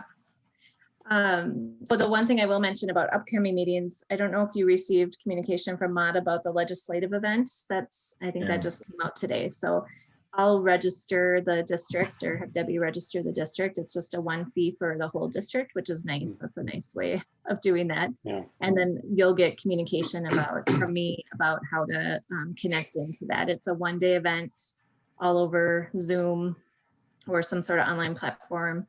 And the agenda was on there too. So if you wanted to see that, I'll let you know. I did have a question regarding staff performance reviews. I could have talked to Tina offline on this, but in one of my discussions with her and her review was the impact of the pandemic on staff working remotely. And I'm curious, and I think the rest of the board would benefit from a little bit of discussion about how staff have commented to you about their concerns about this going forward and the opportunities to probably maybe work remotely sometimes in the future, even though they don't have to. Yeah, you know, as we discussed in my performance review too, you know, that you were encouraging me to, you know, continue to provide flexibility to staff and, you know, kind of through how these systems would work. And so I passed that along to staff, as well as having just discussions, like you said, Cliff, about that issue. And, you know, want all the staff express interest in getting back to the office, you know, as soon as okay. You know, definitely we miss being in the office environment together. Yeah. But there was definitely a desire to, you know, to look at the efficiencies of working from home when available, and seeing that as an option. We talked a lot about, you know, over the winter months, or if you're not feeling well, if you're not feeling well, work from home and don't bring it into the office, you know, those kinds of things. But, you know, I anticipate there'll be some growing pains getting back into a work environment again and trying to kind of work out some of these new systems. But I think we'll certainly still have flexibility for staff to be able to work from home at times and make sure we're in the office together at other times and do that. And we talked a lot about, I think Nicole brought up, you know, it's really nice to do permit meetings over Zoom because, you know, why make an engineer and two engineers and an applicant drive across the metro when you can hop on a call like this and answer your questions and move on. So I think there's going to be definitely some changes in how we do our business. But I mean, like I think you've seen over the last year even with COVID, I don't think you'll see a change in our service and our availability. It's just maybe where we're located when we're doing that. Oh, thanks. Yeah. In fact, in general, that brings up another point about one of these days when we get back to having physical meetings. I think the board needs to, and Tina, you may want to start to think about this, as to how we record board meetings, how we include people on board meetings. Because as disconnected sometimes as Zoom seems to be, it's got an awful lot of advantages that we can look at as to how we can incorporate those into our board meetings going forward. Yeah, that was another topic of an administrators meeting that we were at a couple weeks ago. The accessibility to our public to have Zoom meetings is a real plus, I think, you know, to have that available. But they're, you know, kind of figuring out a hybrid isn't as easy as either doing all online or all in person. So got to kind of think through that. But our boardroom is set up with a camera now. If you remember when we did our technology upgrades, we still should be able to record them or show them over Zoom. And we can talk about if you want to do that live or a recorded kind of system or how that might look. But yeah, that's great. And in fact, that's one of the topics on the long list of things that I have. So we may want to get more into that in at least the next meeting. I think we're going to be on Zoom for at least another 2-3 months. yeah, I think so too. I've been kind of telling staff that it might be September before we're all back, you know, into the office. But as the vaccination rates start getting bumped up, we'll just have to keep an eye on it. But make decisions as we go. Yep, exactly. Good discussion. Thank you. Yes. The last item on there, is there anybody that wants to talk about Waterfest? Yeah, what did you think about this idea for Waterfest, Diane? No. What is the plan right now, or is it still on hold? So as was written in the packet, we're looking at that 1 week in June. So June, so that's looking at, oh, it says 19th through the 17th. I see there's an error there. I think that should be June 9th, or no. I'll have to verify those dates. It might be June 19th through the 27th. So we're looking at having a week-long event. And so right now we don't really have it nailed down, but each day would have maybe a different focus or a different vendor who would have some sort of activity available. Probably at Lake Phelan is what we're thinking about still. City of St. Paul is on board with having some self-directed activities. We've been in contact with a few other water festivals that have done self-directed activities. Maybe there's signage that it's temporary signage that goes up that points to different features of the water or the native habitat. There could be a potential for kayak or canoe. The Voyager canoes said that they're still operating. They just have, COVID protocols in place. So they might come out maybe on one of the nights and do that. So we're still kind of ironing out all the details of that, but we anticipate it being self-directed activities with volunteers to keep an eye on things. Maddie would be the one that would, if things needed to be set up and taken down, she would work with that with St. Paul Park staff. There we have mentioned that We Are Water exhibit. That's something that would probably just stay in the park for, I'm not sure if we would take that down. In that plaza, it stayed up the whole time. So there's a lot of ideas kind of running around, but we wanted to get away from a one-day event so that we could spread out the activities and the people. I want to add another idea. And that is accessibility to the water for the disabled. Yes. There's a nonprofit in Minneapolis, but they serve this whole area called North Star Community Rowing. And they provide adaptive rowing experiences for disabled people. Yeah. And they might not be set up to actually do it there, but they could either have a demo or they could have a table, or they could set up some of the ergs for people to try out. And then another option is Courage Kinney Rehab Institute has adaptive kayaking, and they have done a lot. They've even taken people to the Apostle Islands. Yeah, that's great. Yeah. Maybe, and there's probably more out there, but those are two that definitely could work well on Lake Phelan. So I think having that be a focus for one day or some days would increase our scope and allow more people to participate in enjoying our water amenities. Yeah, great ideas. Thank you. I might follow up with you on those names again, just to make sure. Yeah, I can send you the contacts for those. That would be great. Maybe they would know of others too. Yeah, that would be great. Thank you. I'd just like to share, I think it's a great idea, just a way of continuing to move forward. Whatever can be done, I think would be a benefit. Yeah, I can keep you updated on that as we continue to plan and work with our vendor or exhibitors too and see what ideas they have. They had Think about some type of fishing focus on one day. Yeah. I don't know if they already have, but yeah. There's a number of different fishing groups I think that would be interested. Yeah, we did talk about has that it too, I think. Oh, good. And so does the DNR has Yeah. programs for disabled. Yeah, that's great. Yeah, we'll work with them. You know, in the past, we've used Joe's Sporting Goods. They've been the fishing sponsor, but they indicated they would not be participating. So we'll be seeking out these other contacts for sure. Good, thank you. Okay, thank you. Then item D is the CAC update and membership. Yeah, so I included that in here.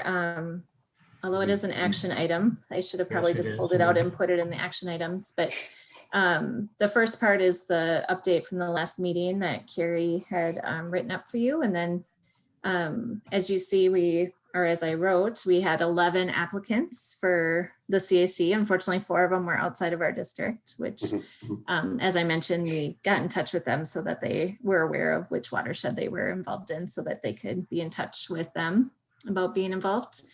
But the remaining 7 were all very interesting, qualified, you know, really kind of got us excited for some of the possibilities of having some fresh faces and ideas on the CAC. We didn't hold any interviews. We just went off of their applications. They were very detailed applications.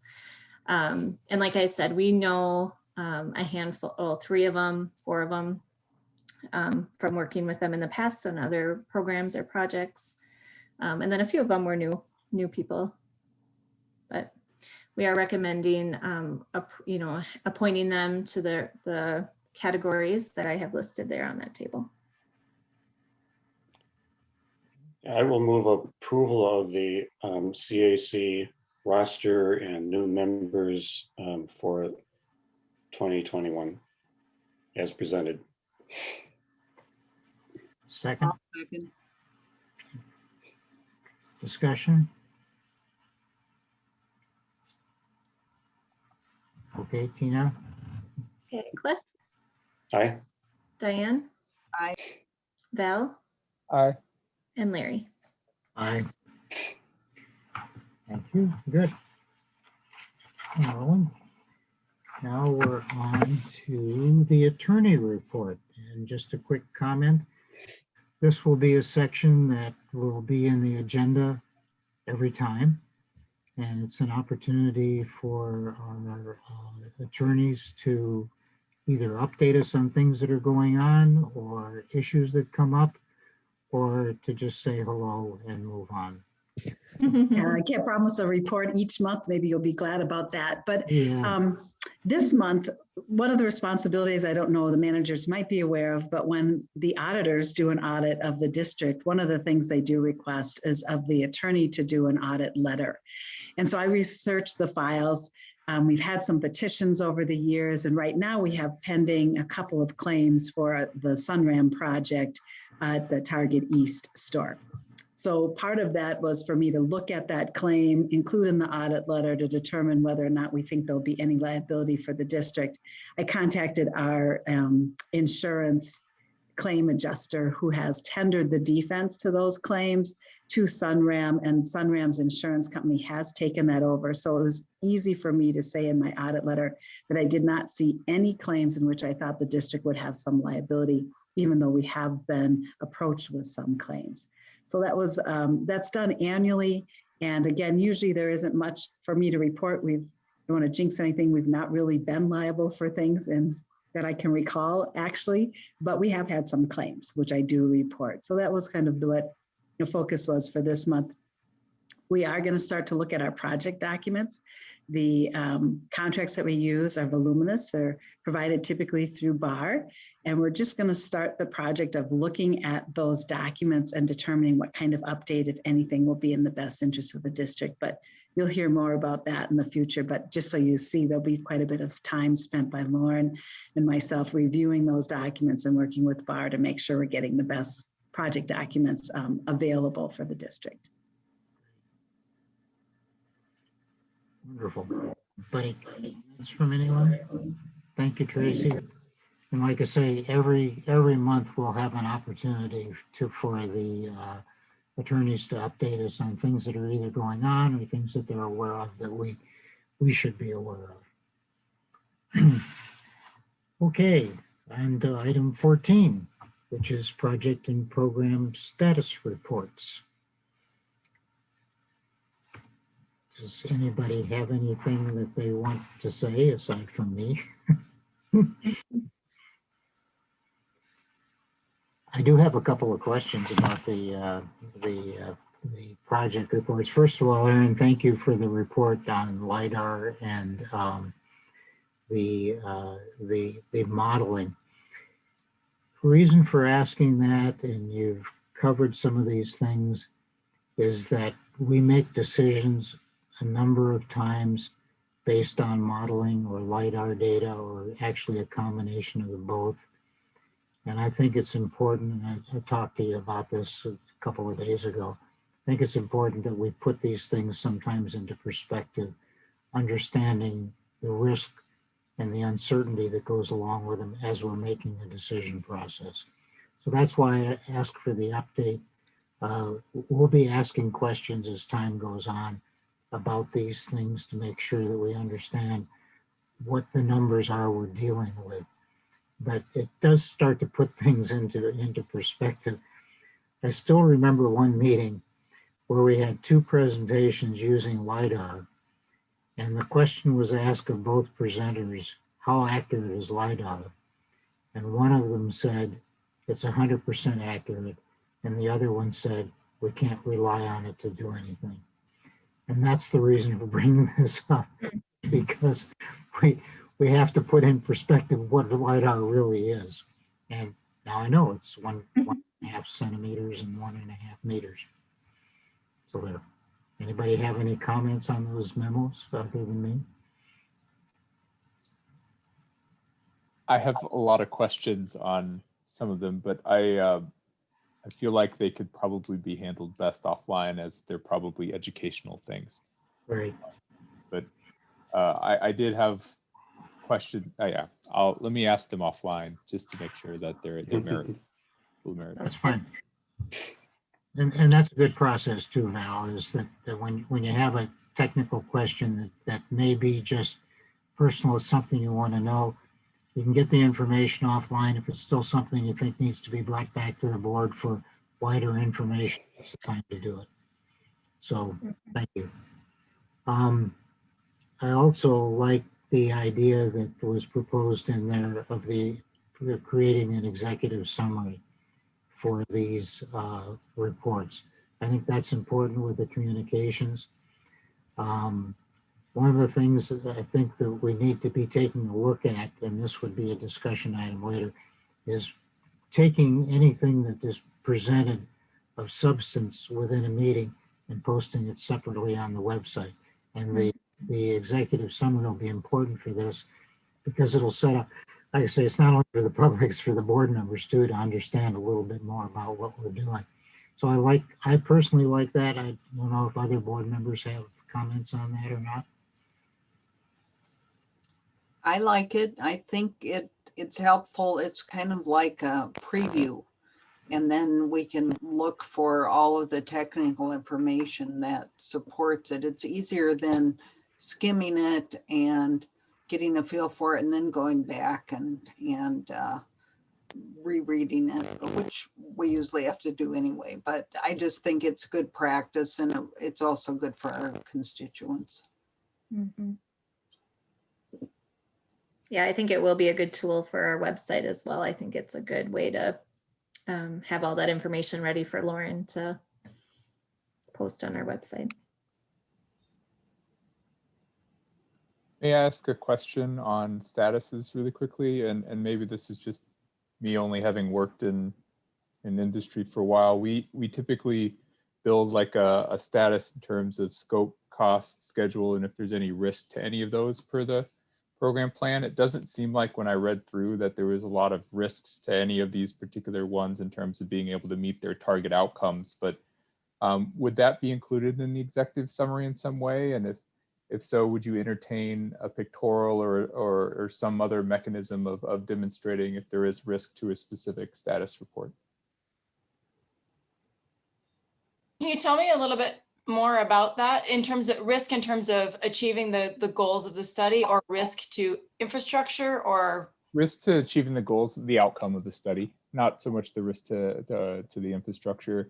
And if you're perceiving potential overspend or over if things are going to go over schedule, those would be other things. So I mean, that's how selfishly, and I only have a few points of reference. That's how I keep track of everything and report it out typically to my stakeholders. Let me speak to that. Yeah. So the scope summary that you saw for the 2 new projects that are starting, those are updated monthly, and the staff use those as a communication tool between BAR and staff that are working on those projects. So that is updated monthly for staff use. And then if there's a problem or an issue, or we're perceiving there to be a delay or an overspend, then that I would bring that to the board as an item, or it would be shown in the project status report as well. Right, we attach tables. We basically use the scope summary document and continue the tables that are below with the milestone targets for schedule. And then we have a monthly tracking of the budget. And if there's been a change that's been negotiated with the district or with the managers, if it needs to go that far, that's documented there. So yeah, there is an inner working part. Okay, in the background. Yep, absolutely. So the project status report that you have in this packet is really just general information on what happened most recently in the most recent period, essentially since last month. So you might say, well, what level of activity has been happening in these? And we're trying to illustrate that in what we write in each section. So some months you won't see as much. It's just because there wasn't as much activity. But as Aaron and Tina were describing, the other document really tracks that scope, schedule, budget, and any changes along the way. And it's a correspondence between our staff and administrative staff at the district.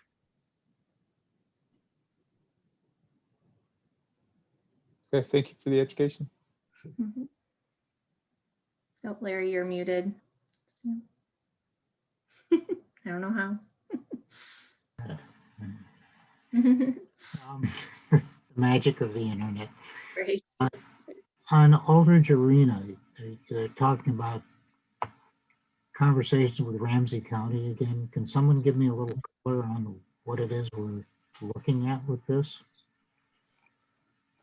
I think Aaron would have that for you. I can speak to that. I think this is where we're talking about just the as-built of the project. Let's see here. Yeah, Aaron, I think it's as-built. Yep. So we just provided some information to Ramsey County. They're doing as-built for the project. And then Larry, I see what you're probably referring to also, where it says, we also reviewed future White Bear Avenue and Aldrich Arena site improvements that the county is planning to help identify BMP opportunities and constraints.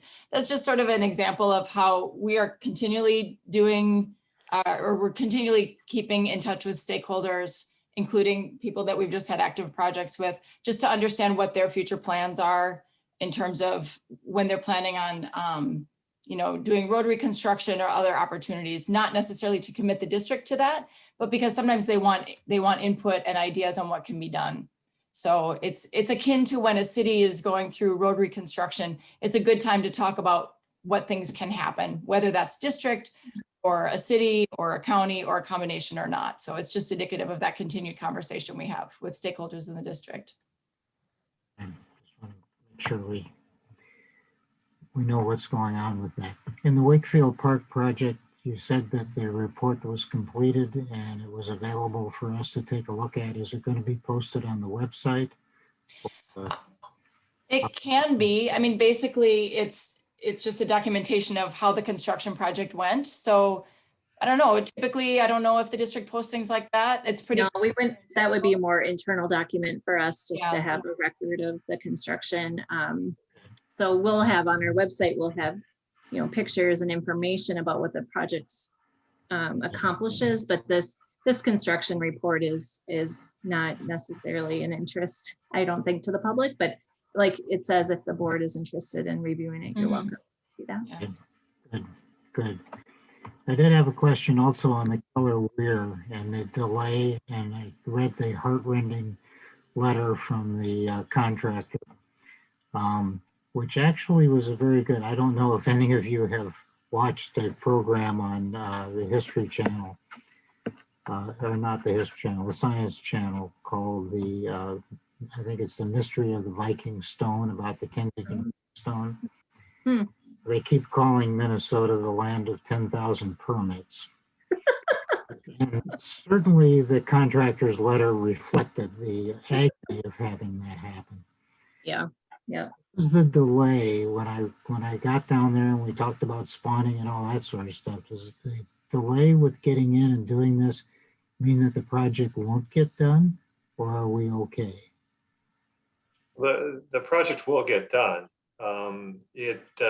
The contractor needs more time to do it. And once we get into a time when we typically see more rainfalls, it could stretch out the duration much longer than if they could have done it entirely during the winter months. So the change order that you did approve really just extended that contract based on what the contractor asked for in additional time.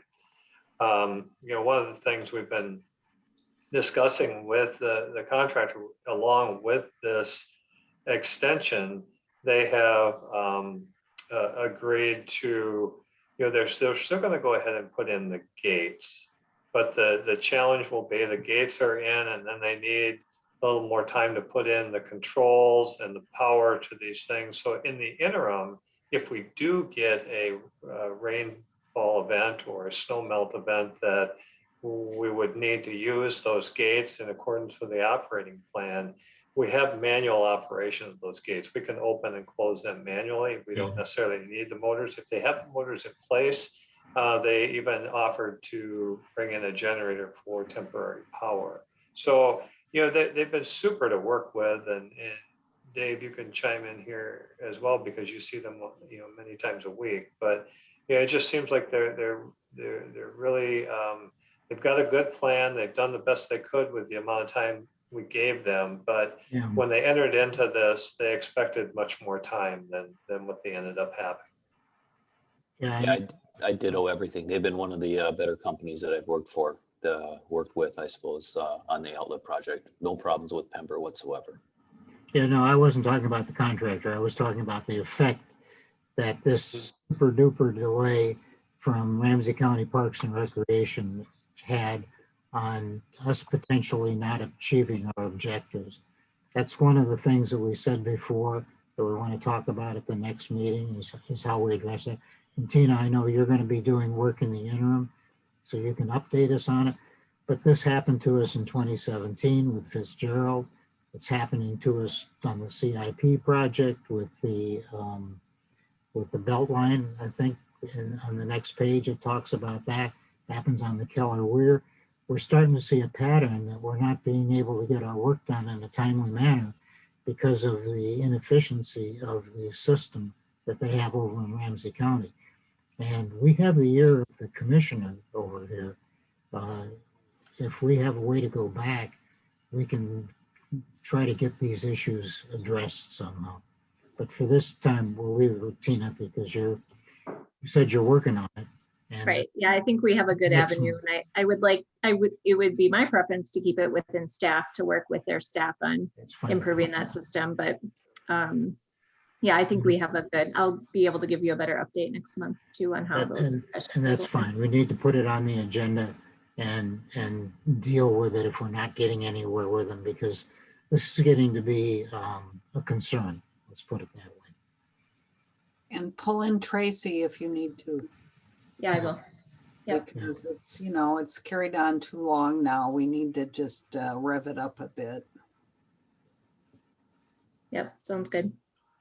Well, they are, back to the Keller Phelan project, they are working at the Keller control structure now. They're putting in the sheet pile to establish the cofferdam to be able to dewater that system.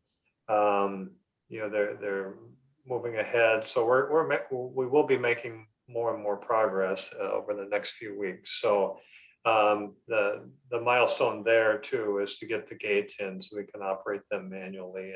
And I have a lot of confidence that this contractor in particular will, as soon as they're available and they can get them in, they're going to get them in. So, projects historically where we've had delays, they haven't always been because of permit issues. It's been because of inefficiencies of contractors. And we have struggled with those contractors in the past and had, had to draw on Tracy's expertise and encourage them to move at a faster pace or be subject to liquidated damages, because as these things get stretched out, there are inefficiencies that turn into higher costs for the district.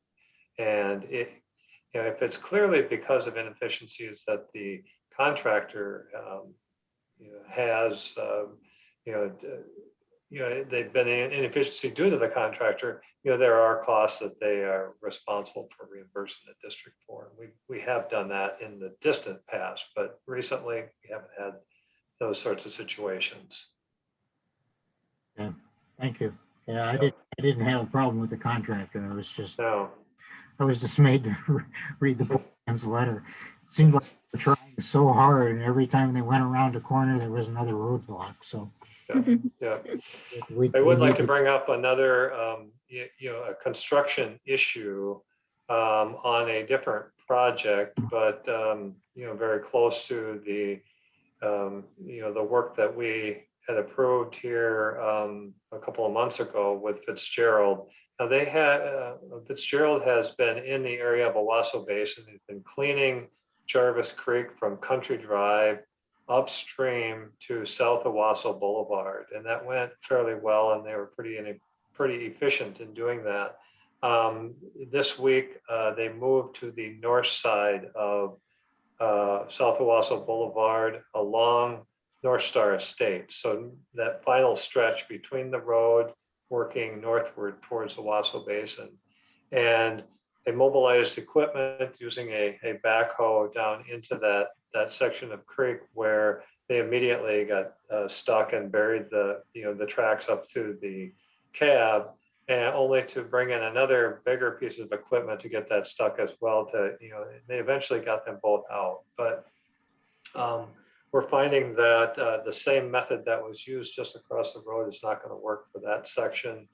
We're looking into other access points, which would include from the side. Now that's the Q3 property that's just to the west of this ditch. It does have a lot of things stored and in the way. So Dave has had conversations with the manager there, and depending on the timing of all of this, Fitzgerald has basically, as of this afternoon, has said, if you want me to do this now, this feels like a change in scope, and that change in scope would end up resulting in a request for about $20,000 in extras. Now, I'm only bringing that to you as that's where the discussion is right now, and we want to be fair to Fitzgerald, but we also know that a big chunk of this particular project was up to him to figure out how to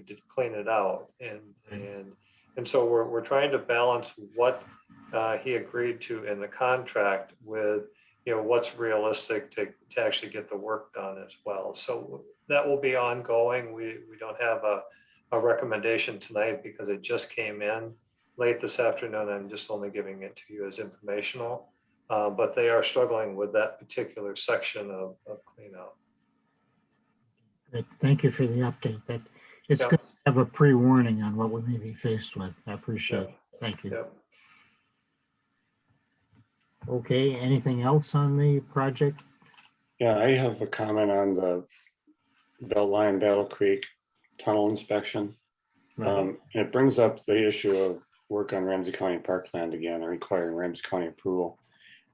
Now, this issue has been touched on a couple of times this meeting, but it just occurred to me that it's possible that we could possibly work with them to develop a what the federal government calls a standard permit, where if you're going to perform these kinds of activities under these conditions, you can go ahead with a written notice of 10 days, something like that.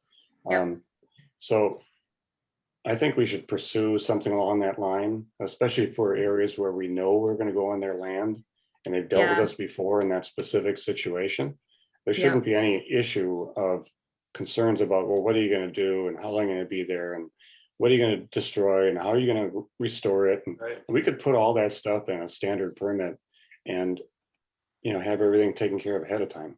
Yeah, that's exactly what I talked to Mark McCabe about. Having, I called it a general permit. General permit, yeah. So having some sort of, you know, the board approval level is done in at one swoop, one time. And then we work with staff on just what you're talking about. So you're way ahead of me. Sorry. Yeah, I'm hopeful that's the, that what Mark said is that's where we'll have to work with the Ramsey County attorney on what that looks like and how that would be written.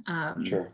And so that's where I'll get Tracy involved. I mean, we've had general permits in the past working in wetlands with the federal government. I mean, there should be no reason we can't work through this issue. Yeah, I agree. Yeah.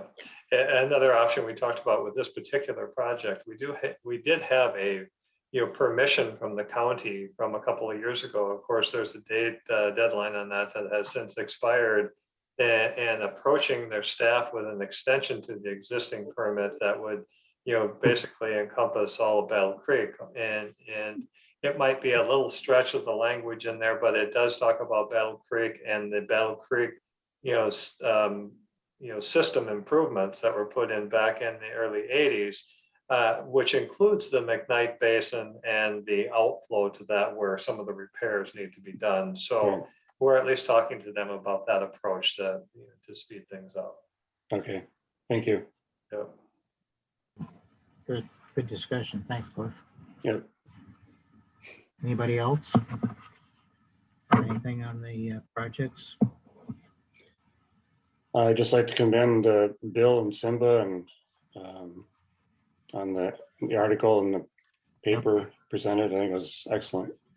Yep. And it has been posted on the website, I see. Yep. Thanks, Cliff. Good job. Good job. Interesting information. Okay, that brings us to the new item 15, which is next month's meeting. I have two things that well, one thing that we're going to be talking about, which is the Ramsey County relationship with us. Does anybody else have anything from the meeting that they feel needs to be on the agenda? And this is just, the reason for putting it here is because it's foremost in your mind. If you think of something afterwards, feel free to send an email to Tina and I, and we'll put it in the agenda. I would assume that there'll be much more detail on the Waterfest plans next month. Could we get a further detailed report on that? Yep. Yep. Good. Yeah, between April and May, I'm not sure how much I'll have next month, but maybe in May, I'll have even more. Okay. Okay. Diane, do you have anything? Nope. Val? Nope. Good. Okay. Any manager reports of meetings attended or thoughts that you have, or? No. That brings us to item 16. I'll move we adjourn. Do I have a second? Diane? Everyone wants to stay? Yep. Seconded. Okay. Okay. I think we can just go home on this one. We don't have to Yeah, go. we can just go home on this one. Yep. I read the rules. It's okay. Thank you, everybody. Thanks, everybody. Good night. Yeah, great job, Larry. Nice meeting, Larry. Yep. Welcome, Okay. Val. Yeah, it's a pleasure to be Yeah, and welcome, Val. Have a good night. Val, I see your email. We'll be in touch. I'm I'm sorry, Aaron. Yes. No, I have- apologies. All good. Nope, it's good. It's all good. No worries. The only way to learn is by asking questions. That's It's always good. And then we'll ask you what